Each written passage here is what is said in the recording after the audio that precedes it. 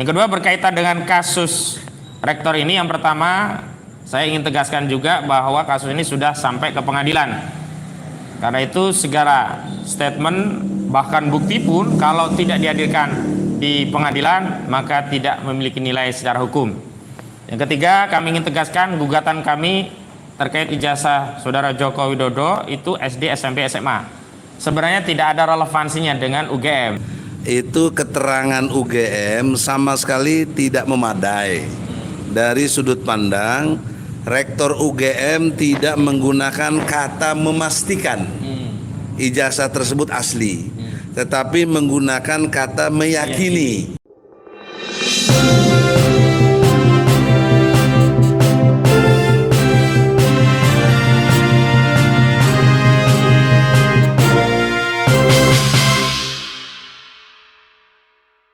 Assalamualaikum warahmatullahi wabarakatuh. Guys, alhamdulillah, kembali lagi di rubrik Mimbar Shoot bersama saya Robin KW 100 dari Gotham City.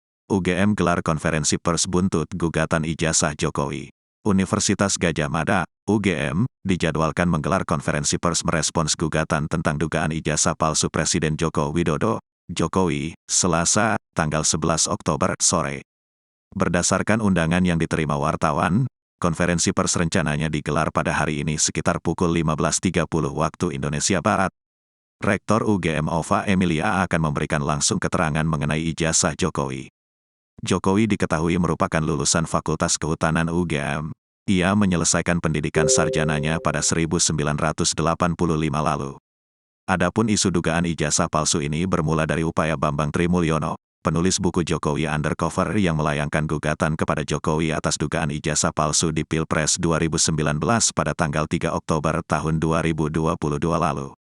Gugatan dilayangkan ke Pengadilan Negeri Jakarta Pusat dan telah terdaftar dengan nomor perkara 592 PDT G 2022 PN JKT.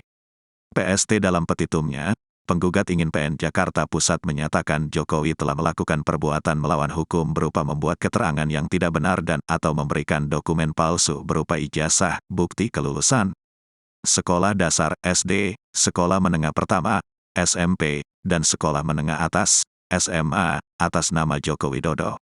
Penggugat juga ingin PN Jakarta Pusat menyatakan Jokowi telah melakukan PMH berupa menyerahkan dokumen ijazah yang berisi keterangan yang tidak benar dan atau memberikan dokumen palsu sebagai kelengkapan syarat pencalonannya untuk memenuhi ketentuan pasal 9 ayat 1, huruf R Peraturan KPU nomor 22 tahun 2018 untuk digunakan dalam proses pemilihan presiden dan wakil presiden periode tahun 2019 sampai tahun 2024.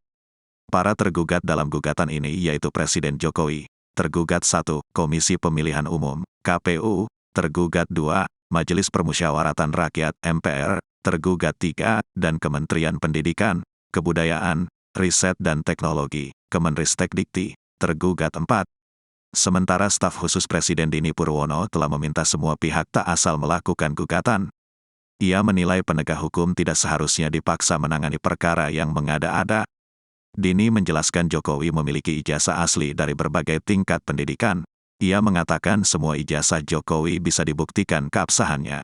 Masyarakat kita setiap hari harus bertambah cerdas.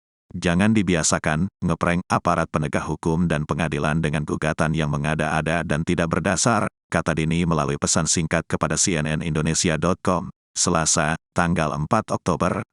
Komisi Pemilihan Umum, KPU, menegaskan telah menggelar Pilpres 2019 sesuai aturan. Mereka mengklaim telah bekerja sesuai prosedur, termasuk pendaftaran peserta pemilu yang dilakukan merujuk aturan berlaku. Lengkap, pernyataan resmi Rektor UGM soal dugaan ijazah palsu Presiden Jokowi. Video dari Kompas.tv, Rektor UGM memberikan tanggapan terhadap adanya laporan dugaan ijazah palsu dari Presiden Jokowi. Dalam konferensi pers pada tanggal 11 Oktober tahun 2022, Rektor UGM menyatakan meyakini keaslian dari dokumen ijazah kelulusan S1 Presiden Jokowi. Kami meyakini mengenai keaslian ijazah Insinyur Joko Widodo, dan yang bersangkutan benar lulusan Fakultas Kehutanan UGM, ujar Rektor UGM Ova Emilia. Selain itu, Rektor UGM juga menyatakan Presiden Jokowi merupakan mahasiswa tahun 1980 yang dinyatakan lulus tahun 1985. mahasiswa tahun 1980, dinyatakan lulus dari UGM tahun 1985, sesuai ketentuan dan bukti kelulusan dokumen yang kami miliki, kata Ova. Yang kedua berkaitan dengan kasus rektor ini, yang pertama saya ingin tegaskan juga bahwa kasus ini sudah sampai ke pengadilan. Karena itu segala statement bahkan bukti pun kalau tidak dihadirkan di pengadilan maka tidak memiliki nilai secara hukum.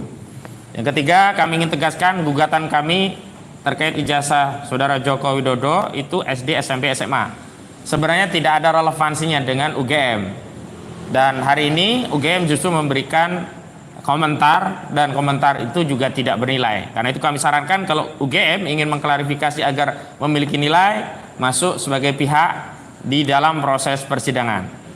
Yang keempat, bahwa gugatan ini bukan hanya gugatan Pak Bambang Trimulyono, tapi ini berkaitan dengan nasib bangsa. Karena itu segenap rakyat kami mohon doa dan dukungannya, dan mohon agar hadir pada Selasa 18 Oktober 2022 di Pengadilan Negeri Jakarta Pusat.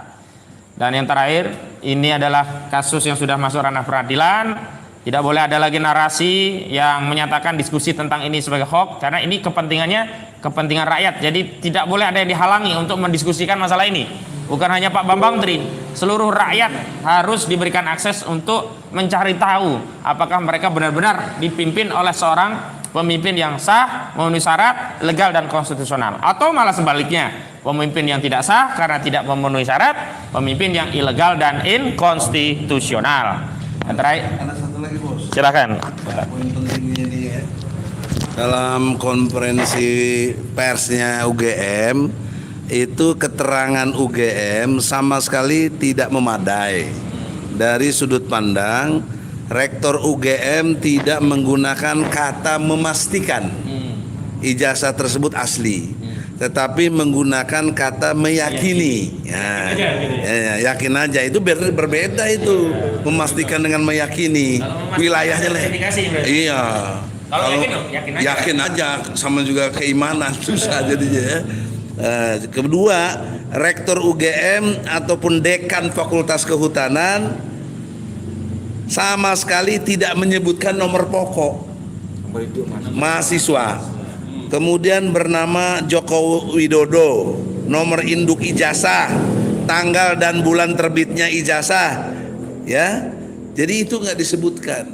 Maka secara intelektual tadi kita sudah katakan tidak bernilai apa-apa gitu. No. Jadi oleh karena itu tidak bermaksud mendelegitimasi UGM. Saya undang atau kami undang, jadilah penggugat intervensi. Mari kita buktikan di pengadilan. Kalau Anda tidak lakukan ini, Anda betul-betul tidak punya kapasitas intelektual di sini. Terima kasih.